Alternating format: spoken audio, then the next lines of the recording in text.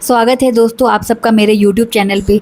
ये कहानी है मुंबई के एक बड़े व्यापारी की, जिसका अच्छा खासा कपड़ों का व्यापार था। मुंबई में फ्लैट था और थी 3 औलाद यानी कि 3 बेटियां, जिनका उन्होंने अच्छे से लालन पालन किया और अच्छे से शादी की। लेकिन अंतिम समय उन्होंने बिताया एक वृद्धा आश्रम में अपनी पत्नी के साथ, और अंतिम संस्कार भी दूसरे लोगों ने, वृद्धा आश्रम के लोगों ने ही किया। तो ये वीडियो को ना ज़्यादा से ज़्यादा शेयर करें, क्योंकि ये ऐसी वीडियो है जो आपको पूरा देश इसकी चर्चा कर रहा है, और ये रूह को कांपने वाली, रोंगटे खड़े कर देने वाली ये बात है, ये वीडियो है। तो चलिए वीडियो को शुरू करते हैं। ये कहानी है शिवचरण गुप्ता और मीना गुप्ता की, जो मुंबई में एक बड़े व्यापारी थे, जिनका कपड़ों का व्यापार था और थे 2-3 फ्लैट्स और थी 3 बेटियां। उन्होंने अपनी बेटियों की परवरिश में कोई कमी नहीं की, क्योंकि उनका कोई बेटा नहीं था, तो अच्छे से तीनों बेटियों को पढ़ाया लिखाया, अच्छा व्यापार था तो सब कुछ किया, और अच्छे घरों में तीनों बेटियों की शादी कर दी। एक बेटी काठमांडू, एक बेटी यूपी में और एक बेटी सोनीपत में। तीनों बेटियों की अच्छी जगह शादी कर दी। लेकिन कुछ ही समय बाद, उसके बाद ही रतन राज गुप्ता, जो रामचरण गुप्ता और रतन राज गुप्ता हैं, उनके बिजनेस में घाटा लग गया और लॉस हो गया, जिसकी वजह से उनको अपना कारोबार बंद करना पड़ा, और जो फ्लैट्स थे या जो भी बैंक बैलेंस था, सब कुछ उनका बिक गया, सब कुछ ख़त्म हो गया, जिसकी वजह से वो सड़क पे आ गए। अब क्या करें? तीनों बेटियों से बात की और कहा कि हम तुम्हारे पास आना चाहते हैं, रहना चाहते हैं। तो एक बेटी के पास कुछ दिन गए, रहे दोनों माँ बाप। लेकिन जब पैसा ना होना तो सब जगह बेइज्जती ही लगती है, सब जगह बेइज्जती ही की जाती है। और कुछ ऐसा ही हुआ एक बेटी के ससुराल में, और जहाँ उनको काफ़ी बुरा लगा, और वहाँ से शिवचरण गुप्ता अपनी पत्नी मीना गुप्ता को लेके वहाँ से रवाना हो गए, और वहाँ से वो आ गए एक दिल्ली में अपने कुछ दोस्तों के पास। और वहाँ पे उन्होंने पता किया एक वृद्धा आश्रम का। तो कुछ लोगों ने बताया कि सोनीपत में एक वृद्धा आश्रम है, जहाँ पे दोनों पति पत्नी चले गए। इतने लाचार बच्चे माँ बाप को कर देते ना कि पैसे ना होना तो कोई पूछता नहीं है। वहाँ पहुँचने के बाद दोनों जन कुछ समय बिताए, और उनकी पत्नी अपने पति की हालत को देख के ना काफ़ी परेशान रहने लगी, काफ़ी दुखी रहने लगी, क्योंकि 3-3 औलाद इतनी पढ़ी लिखी हों। दोनों 2 बेटियाँ जो थी वो टीचर है गवर्नमेंट स्कूल में। इतनी पढ़ी लिखी बेटियाँ, जिनके लालन पालन में उन्होंने कुछ कमी नहीं की, आज उन्होंने माँ बाप की ऐसी दशा कर रखी, जो माँ बाप का हाल चाल भी नहीं पूछती। ऐसे में उनकी माँ बीमार हो जाती है देख देख के, और जब उनकी बेटियों को उनके पिता फ़ोन करते कि तुम्हारी माँ बीमार है, बचने की हालत में नहीं है, तो कहती कि आप अच्छे से देखभाल करो, दवाई पानी कराओ तो माँ ठीक हो जाएगी। और ऐसे करते करते उनकी माँ गुजर जाती है। जब उनके पिता अपनी बेटियों को बताते हैं कि आ जाओ अपनी माँ के अंतिम दर्शन कर लो, तो तीनों बेटियों का एक ही जवाब होता है कि समय नहीं है, टाइम नहीं है। जिससे सुन के शिवचरण गुप्ता काफ़ी निराश हो जाते हैं, अपनी पत्नी को अंतिम विदाई देते हैं। उसके बाद शिवचरण गुप्ता काफ़ी अकेला महसूस करने लगते हैं, क्योंकि उनके साथ रहने वाला कोई नहीं था अपना, ना ही उनकी बेटियां और ना ही उनकी पत्नी।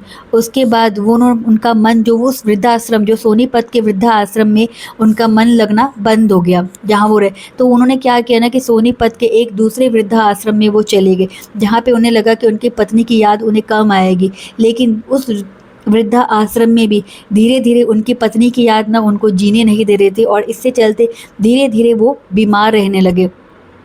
जब वृद्धा आश्रम वालों ने उनकी बेटियों को फ़ोन करके बताया कि आपके पिता की तबीयत ख़राब है, तो उन्होंने बोला कि अच्छे से दवाई पानी कराओ, वो ठीक हो जाएंगे, ऐसा उस तीनों बेटियों ने कह दिया। लेकिन उनके पिता की तबीयत धीरे धीरे बिगड़ते चली गई, और एक दिन ऐसा समय आया कि शिवचरण गुप्ता की मृत्यु हो गई, मौत हो गई। और जब ऐसा हुआ तो वृद्धा आश्रम वालों से रहा नहीं गया, और उन्होंने बेटियों को फ़ोन किया और अंतिम संस्कार के लिए कहा। तो बेटियों ने एक ही बात कही कि हमारे पास टाइम नहीं है, समय नहीं है।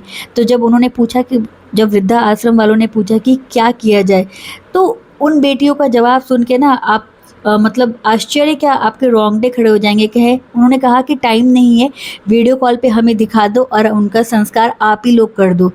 ऐसे बच्चे होने से तो अच्छा है कि माँ बाप के बच्चे ना ही हो, बेटा हो बेटी हो कोई भी हो, बच्चे ना हो तो ज़्यादा बेहतर है। मेरी भी एक बच्ची है, मैं भी किसी की बच्ची हूँ, ऐसा भगवान किसी को दिन ना दिखाए।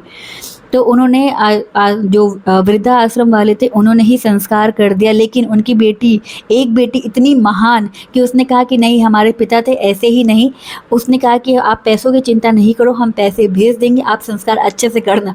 और दोस्तों, उसने 5100 रुपये भेजे संस्कार के लिए। कैसी औलाद थी।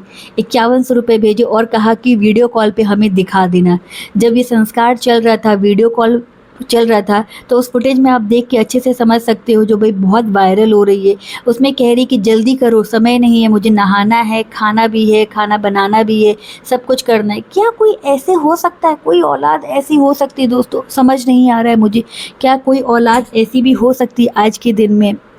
कितने ही जेनजी है, अल्फ़ा है, लेकिन कोई औलाद इस तरीके की नहीं होती। वो वीडियो सुन के ना रोंगटे काँप जा रहे हैं। मतलब औलाद ना हो तो ही अच्छा है। तो उसके बाद जब संस्कार वगैरह हो जाता है, तो उसके बाद जो वृद्धा आश्रम वालों ने उनसे फिर झिझकते-झिझकते बेटियों को फ़ोन किया और कहा कि अंतिम संस्कार तो हमने कर दिया है, अब जो है अस्थियाँ, उनका क्या किया जाए? तो आप अस्थियाँ लेने आएँगी क्या? तो उन्होंने कहा कि जब अंतिम संस्कार हो ही गया, हम आ ही नहीं पाए, तो अस्थियों का हम क्या करें? जब पिताजी ही नहीं हैं, तो अस्थियों का हम क्या करेंगे? आप ही उन्हें जाके प्रवाहित कर दें। दिल दहलाने वाली, बोलते हुए भी शर्म आ रही है। ऐसा ऐसी तीनों बेटियों ने उनको जवाब दिया। तो ये ना एक रूह काँपने वाली खबर है, एक घटना है जिस पे सभी को ये विचार करना चाहिए और एक सीख मिलती है कि चाहे कुछ भी हो जाए, माँ-बाप को ना अपने लिए भी कुछ बचा के रखना चाहिए, क्योंकि बच्चों का कोई भरोसा नहीं है, वो कुछ भी कर सकते हैं। किसी के भी बच्चे हो, आगे हमारे भी बच्चे हो, तो ये हमारे लिए भी सीख है कि 3-3 औलाद, 3-3 बेटियाँ। कहते हैं कि बेटियाँ ना माँ से बाप से ज़्यादा करीब होती हैं, लेकिन ये बेटियाँ देख के लगता है कि कैसी पत्थर दिल है। समय सबका बदलता है, समय का नियम है कि समय बदलता है। आज जो बच्चे हैं वो बड़े होंगे, बड़े होके जवान होंगे, जवान होके बूढ़े होंगे। तो ये समय का जो चक्र है ना, ये सबके साथ चलता है और एक दिन जो परम सत्य है, मृत्यु, मौत, वो सबको आनी है। तो वो सबके साथ ऐसा ही होना है। तो दिन सबका आता है, समय सबका आता है। तो इस तरीके की चीज़ें जो है, घटना है, वो दिल दहलाने वाली है, चौंकाने वाली है। इस तरीके की चीज़ें आज के कलयुग में हो सकती है। तो ये घटना काफ़ी दुखदाई है। ये वीडियो को आप ज़्यादा से ज़्यादा शेयर करें ताकि लोगों को समझ में आए, पता चले। तो ये थी कहानी शिव चरण गुप्ता की, जो कि मुंबई के एक बड़े व्यापारी थे। बहुत सारी कहानी, जैसे ये एक वीडियो वायरल हुआ जिससे लोगों को ये कहानी पता चली। बहुत सारे लोगों को और भी ऐसे जो वृद्धाश्रम में रहते हैं, क्यों रहते हैं? क्योंकि उनके बच्चे या तो उन्हें मजबूर करते हैं, या तो कुछ ऐसी घटना होती है जिनकी वजह से उनको वृद्धाश्रम आना पड़ता है। तो बहुत सारे ऐसे वृद्धाश्रम हमारे देश में हैं जहाँ पे जो ओल्डर जनरेशन है वो रहती है। क्यों? क्योंकि कुछ ना कुछ कारण रहा होगा, क्यों रहते हैं। तो बहुत सारी चीज़ें जो हमको पता नहीं चलती हैं। अगर ऐसा ही कुछ है तो आप भी ज़रूर अपने जो अगल-बगल में हैं या फिर जो लोग हैं उनकी मदद करें, ताकि ऐसी घटनाएँ ना हो ज़्यादा से ज़्यादा। वीडियो अच्छा लगे तो चैनल को लाइक करना, सब्सक्राइब करना, शेयर करना, कमेंट करना और हमें सपोर्ट ज़रूर करना।